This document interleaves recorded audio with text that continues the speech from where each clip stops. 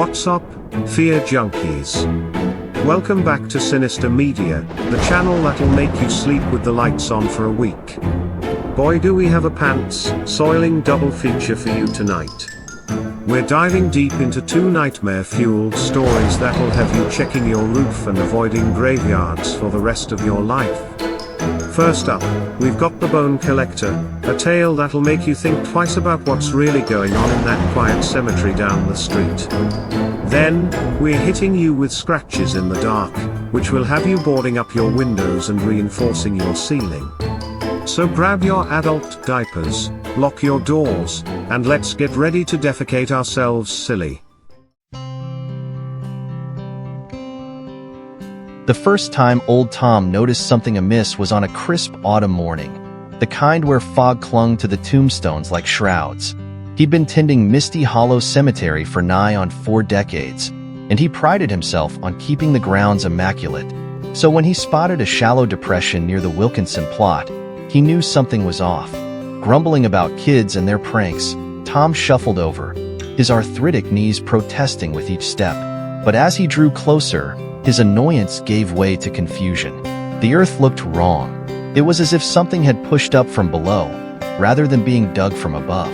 With trembling hands, Tom brushed away the loose soil.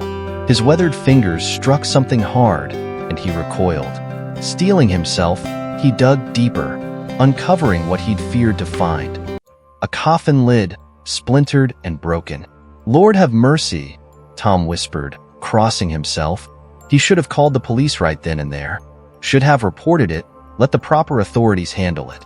But old Tom had secrets of his own buried in Misty Hollow, and the last thing he wanted was a bunch of cops traipsing about, asking questions. So he did what he'd always done.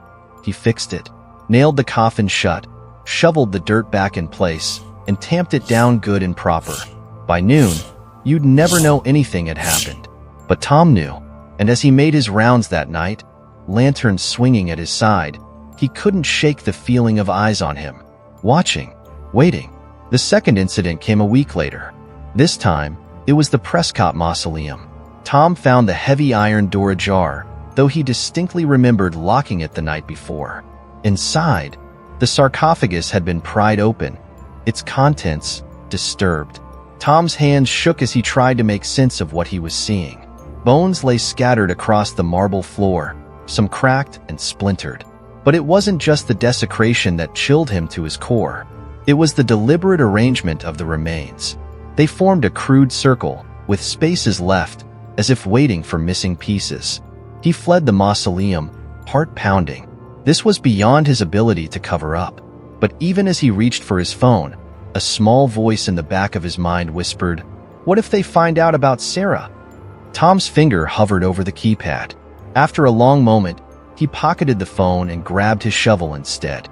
The next few weeks passed in a blur of sleepless nights and paranoid days. Tom took to patrolling the cemetery at all hours, convinced he could catch the culprit in the act. But no matter how vigilant he was, he always seemed to be one step behind. More graves were disturbed, more bones went missing, and always, that feeling of being watched. The townsfolk began to notice. Whispers spread of grave robbers, of satanic cults. Some even cast suspicious glances at old Tom himself. But he kept his mouth shut tight, convinced that if he could just solve this himself, everything would go back to normal. It was on All Hallows Eve that Tom finally caught a glimpse of what he'd been chasing. He was making his final rounds, the harvest moon casting long shadows across the graves, when he heard it. A soft, rhythmic scraping, like bone against stone. Tom crept toward the sound, his heart thundering in his chest. As he rounded the corner of the Blackwood crypt, he saw it. The creature was hunched over a freshly dug grave, its spindly limbs moving with unsettling grace. In the moonlight, Tom could see that its body was a patchwork of bones and sinew, held together by some unholy force. Its skull swiveled toward him, empty sockets fixing him with an unblinking stare. Tom's scream died in his throat as the thing skittered away, disappearing into the shadows with unnatural speed. In its wake, it left another disturbed grave and a growing sense of dread in the pit of Tom's stomach. He knew then that he was in over his head. Whatever this thing was, it was beyond his understanding. But even as he resolved to come clean, to tell the authorities everything, a new complication arose. Sarah's bones were missing. Tom had buried her in secret 30 years ago. After that terrible night when passion turned to violence, he'd sworn he'd take the secret to his grave. But now, with her remains gone, he feared his long-buried crime would finally come to light. Desperate and cornered, Tom made a fateful decision. He would confront the creature himself, retrieve Sarah's bones, and put an end to this nightmare once and for all. Armed with only his trusty lantern and a rusted crowbar, Tom ventured into the older part of the cemetery, where the graves were so ancient that names had long since worn away from the stones. It was here, he was certain, that the bone collector made its lair. The air grew colder as he delved deeper into the forgotten corners of Misty Hollow. Mist curled around his ankles, and the shadows seemed to shift and dance in the corners of his vision. Tom's resolve wavered with each step, but the thought of Sarah's bones, and the secrets they held, drove him forward. Finally, in a secluded hollow surrounded by gnarled oak trees, Tom found what he was looking for. A makeshift structure rose before him, a grotesque cathedral of bone and sinew. Ribs formed graceful arches, femurs and tibias created intricate lattices, and at the center of it all stood a throne of skulls. Tom's lantern flickered, casting eerie shadows across the macabre edifice. And there, perched atop the throne, sat the creature. Up close, it was even more terrifying than Tom had imagined. Its body was a jumble of mismatched bones, joined together in impossible ways. Fingers sprouted from eye sockets, ribs curved into wings, and at its core, a pulsing mass of something gave the abomination a sickening semblance of life. What are you?" Tom's voice quavered, barely above a whisper. The creature's skull tilted, regarding him with those empty sockets. When it spoke, its voice was a dry rattle, like pebbles in a tin can. "I am the collector," it said, "the assembler, the one who brings order to chaos." Tom's grip tightened on his crowbar. "You've been stealing bones, desecrating graves." "Stealing?" The creature's laugh was a horrible, grating sound. "I liberate. I give purpose to that which has been discarded. The dead have no use for their bones. But I create art." "Art?" Tom spat. "This is an abomination." The collector rose from its throne, bones creaking and popping as it moved. "You are one to speak of abominations, Thomas Grady. I know your secrets. I have tasted your guilt." Ice flooded Tom's veins. What do you mean?" "The woman, Sarah. Her bones sing with betrayal and violence. They were the sweetest morsel in my collection." Rage and fear warred within Tom's chest. "Where are they? What have you done with her remains?" The creature's skull seemed to grin, though its expression never changed. "They are part of me now, part of my grand design. As you will be, Thomas Grady, as all will be in time." It lunged then, faster than Tom's old reflexes could react. Bony fingers wrapped around his throat, lifting him off his feet. Tom struggled, gasping for air, as the collector brought him close. "Your bones will make a fine addition," it hissed. "Perhaps I'll use your skull as the cornerstone of my next masterpiece." In that moment, staring into the abyss of those empty eye sockets, Tom saw the truth. This creature, this collector, was more than just a grave robber or a monster. It was a force of nature, implacable and eternal. It would continue its grim work long after Tom was gone, harvesting the bones of the dead to fuel its twisted artistic vision. With the last of his strength, Tom swung his crowbar. It connected with the creature's skull with a sickening crack. The collector's grip loosened, and Tom fell to the ground, gasping and retching. He scrambled to his feet, ready to strike again, but the creature was already retreating. It moved with liquid grace, its body rippling and reforming as it melded with the shadows. "This isn't over, Thomas Grady." Its voice echoed from the darkness. "You cannot stop the inevitable. In the end, all bones come to me." Tom stood there, trembling, as silence descended upon the hollow. The bone cathedral loomed before him, a monument to madness and decay. He knew he should destroy it, burn it to ashes and scatter them to the wind. But as he raised his crowbar, ready to smash the delicate constructions, he hesitated. What if the creature was right? What if this was inevitable? And what if Sarah's bones, now irrevocably entwined with this monstrosity? In that moment of indecision, Tom heard something that chilled him to his very core. Sirens, growing louder by the second. Someone must have seen the commotion, called the police. They were coming, and with them, the exposure of all Tom's carefully guarded secrets. He had a choice to make, and precious little time to make it. Destroy the evidence and run? Try to explain the inexplicable? Or surrender to the inevitable and let the bones tell their tale? As the sirens drew nearer and blue lights began to flash through the trees, Tom stood frozen, the weight of his decisions, past and present, crushing down upon him. And somewhere in the shadows, he could have sworn he heard the dry, rattling laugh of the collector, patiently waiting for its next acquisition. Feast, 2005, a thrilling horror comedy. Feast is a pulse-pounding horror comedy that throws unsuspecting bar patrons into a fight for survival against ravenous monsters. Set in a remote desert tavern, this intense film follows a diverse group of strangers as they band together to fend off bloodthirsty creatures that are determined to make a meal out of them. Directed by John Gulliger, Feast brings together an eclectic cast including Balthazar Getty, Henry Rollins, and Navi Rawat. The film masterfully blends edge-of-your-seat terror with dark humor, creating a unique viewing experience that horror fans won't soon forget. As the night unfolds, the characters must use their wits, improvised weapons, and sheer determination to outlast the onslaught of gruesome beasts. With each passing minute, the body count rises, alliances shift, and the survivors are pushed to their limits. Feast doesn't just deliver scares, it subverts classic horror tropes, keeping viewers guessing until the very end. The film's practical effects and creature designs bring a tangible, visceral quality to the monsters, enhancing the terror and disgust factor. This cult classic spawned a franchise and continues to be celebrated for its no-holds-barred approach to horror comedy. It's a testament to the enduring appeal of practical effects and ensemble-driven storytelling in the genre. Ready for a wild ride that combines laughs, screams, and buckets of gore? Don't miss out on this modern horror gem. Click the link in the description to stream Feast for free on Amazon Prime today and see if you have the stomach to make it through the night.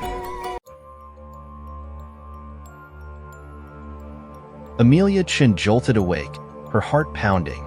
For a moment, she lay still in the darkness, trying to pinpoint what had disturbed her sleep.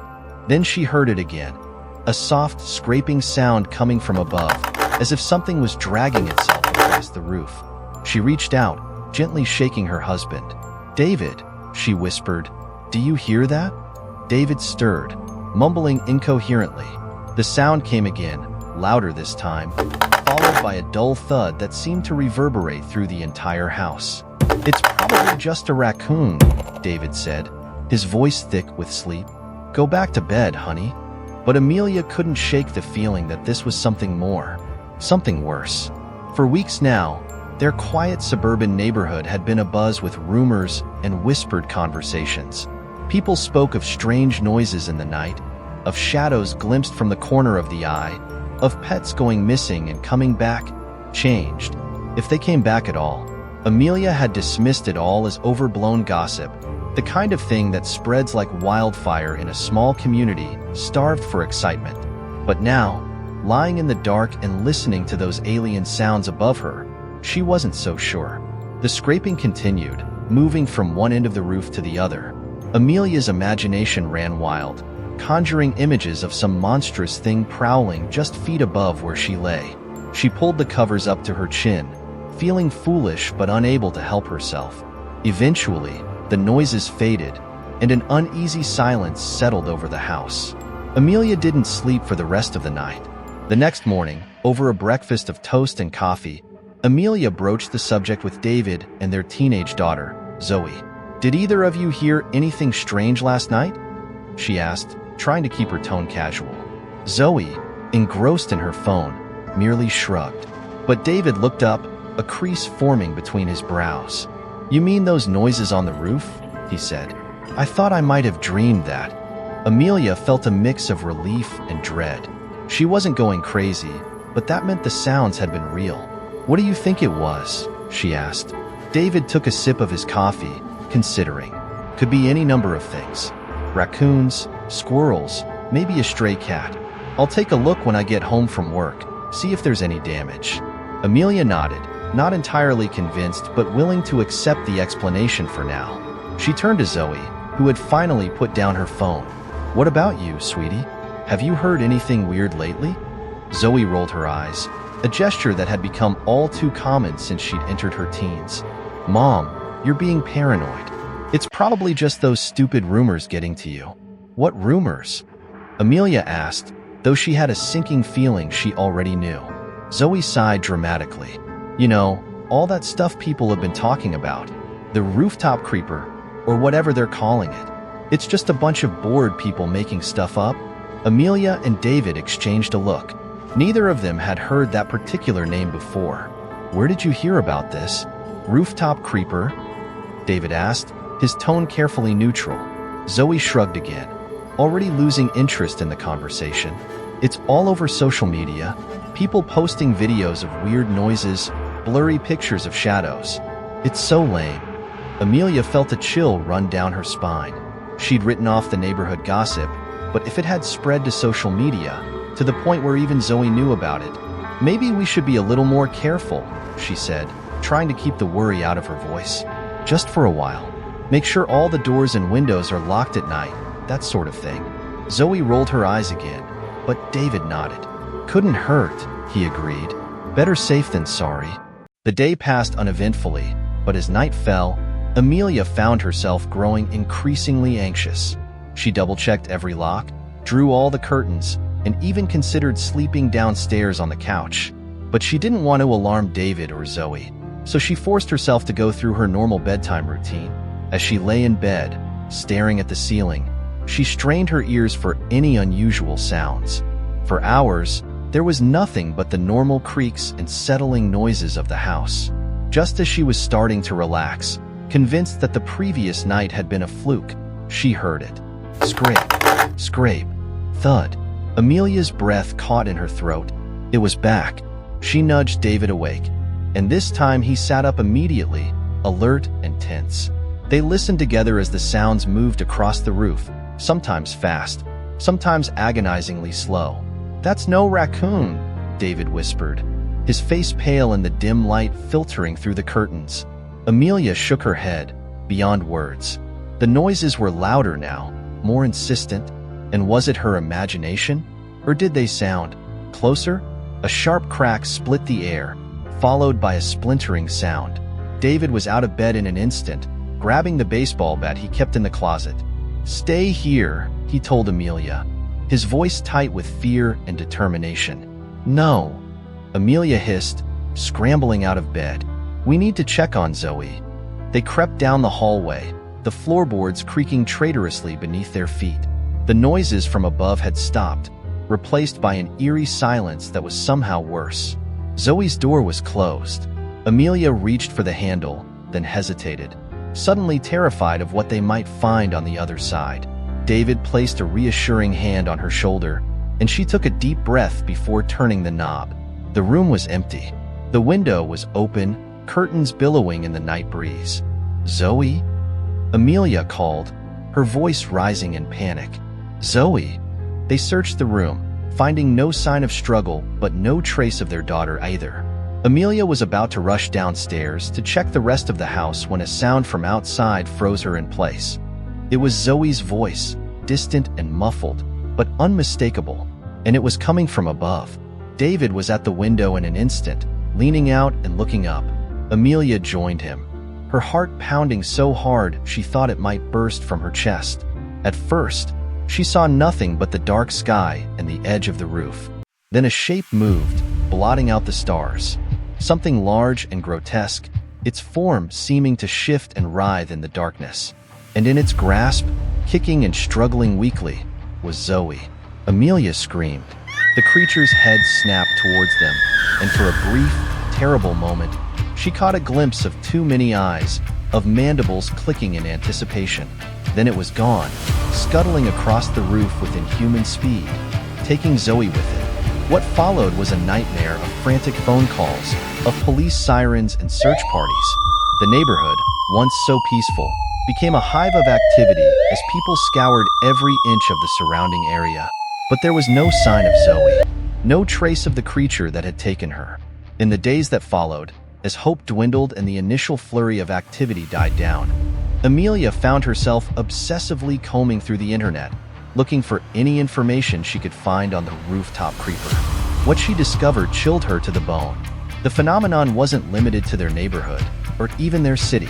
Reports were coming in from all over the country, all following a similar pattern. Strange noises at night, missing pets, and then people disappearing, often young, and always taken from upper floors or rooftops. The videos Zoe had mentioned were there too. Most were, as she described, blurry, indistinct, easy to dismiss. But a few showed glimpses of something that made Amelia's blood run cold. A shape that didn't move like anything natural, appendages that seemed to appear and disappear at will.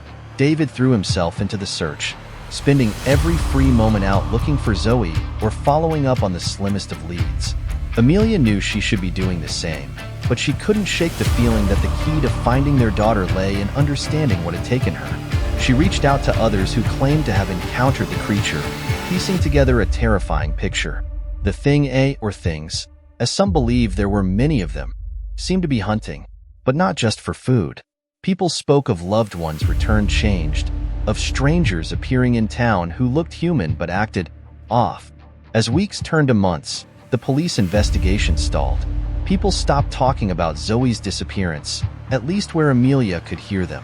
Life in the neighborhood tried to return to normal, but there was an undercurrent of fear that never quite went away. Every night, Amelia would sit by Zoe's open window, listening.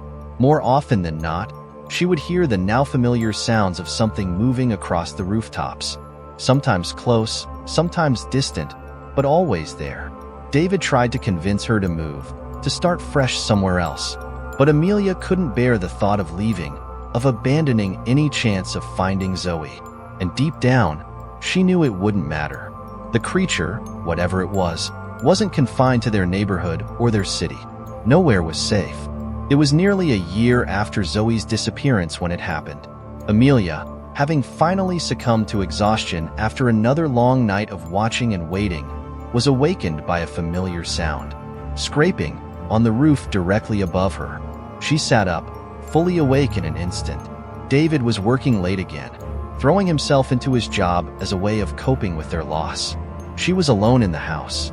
The scraping grew louder, more insistent. Amelia's heart raced, equal parts terror and wild, desperate hope surging through her. Could it be? After all this time? She made her way to Zoe's room, to the window that had remained open every night for a year. The sounds were clearer here, just overhead. Taking a deep breath, Amelia leaned out, looking up at the edge of the roof. For a long moment, there was nothing. Then, slowly, a figure pulled itself into view. Amelia's breath caught in her throat. It was humanoid, yes, but wrong in ways she couldn't quite define. Its proportions were off, its movements jerky and unnatural. But the face was Zoe's. "Mom?" the thing said, in a voice that was almost, but not quite, her daughter's. "Mom, help me, please." Amelia stood frozen, her mind reeling. This couldn't be Zoe. Not really. And yet, "I escaped, Mom," the creature continued, inching closer to the edge of the roof. "But they're coming. They're always coming. Let me in. Please, let me in." Tears streamed down Amelia's face as she wrestled with an impossible decision. Every instinct screamed at her to slam the window shut, to run and never look back.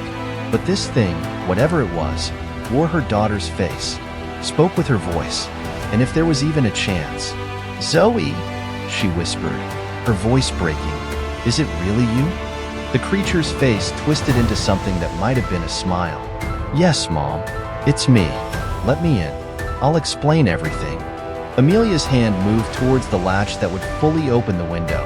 She hesitated, years of fear and loss warring with a mother's desperate need to believe. In that moment of indecision, she heard it. The sound she'd been listening for every night for a year. Scraping, coming from the other side of the roof. The creature's head snapped up, its two wide eyes fixing on something Amelia couldn't see. "They're here," it hissed, no longer even attempting to sound like Zoe. "Let me in now."